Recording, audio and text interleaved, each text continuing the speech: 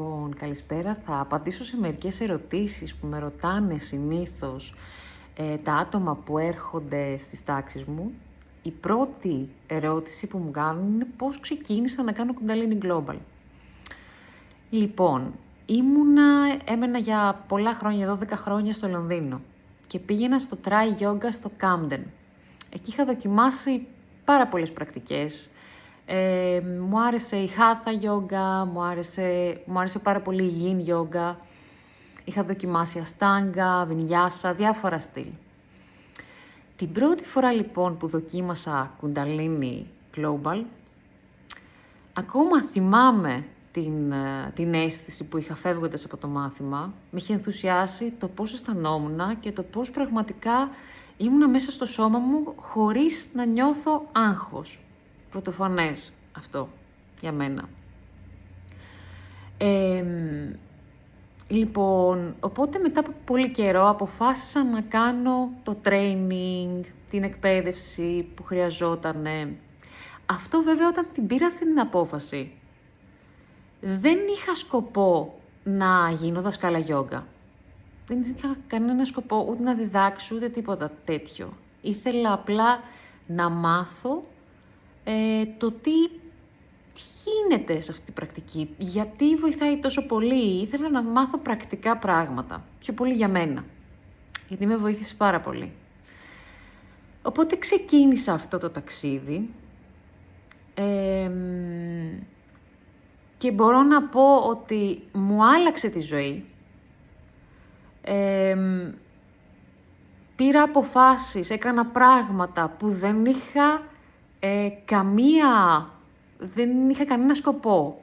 Δεν είχα καμία πρόβλεψη ότι θα γίνουν, ότι θα κάνω.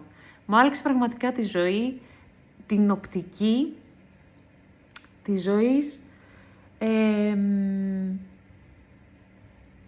Και φυσικά τώρα είμαι εδώ, είμαι στην Αθήνα.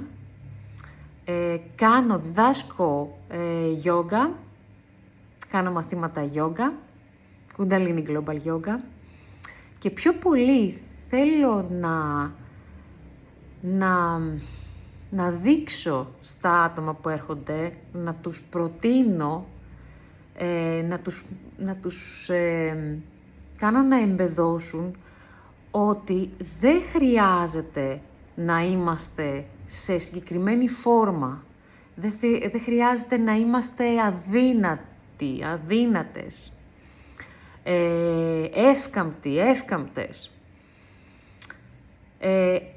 Και πραγματικά αυτό που χρειάζεται είναι να δούμε ότι ξεκινάμε έτσι κι αλλιώς από το στάδιο που είμαστε στην συγκεκριμένη στιγμή, από την κατάσταση που είμαστε στη συγκεκριμένη στιγμή. Έτσι κι αλλιώς η κάθε μέρα δεν είναι ίδια, η κάθε στιγμή δεν είναι ίδια. Έχοντας υπάρξει σε μεγαλύτερο σώμα, πλάς 30-40 κιλά, έχοντας υπάρξει πάρα πολύ αγχωμένη στη ζωή μου, σε τελείως διαφορετικό κλάδο, εργασιακό κλάδο,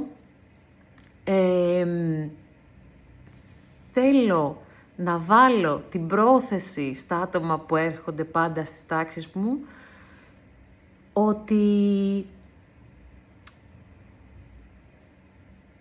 είμαστε εδώ για να μπορέσουμε να αντέξουμε, να βρεθούμε μέσα στο σώμα μας. Και πώς είναι να βρισκόμαστε μέσα στο σώμα μας, χωρίς επίκριση. Πώς είναι να ζούμε την καθημερινότητά μας πρακτικά με έναν πιο σωματοποιημένο και ενσυνείδητο τρόπο. Οπότε σας καλωσορίζω στις τάξεις μου και θα χαρώ πολύ να σας γνωρίσω από κοντά.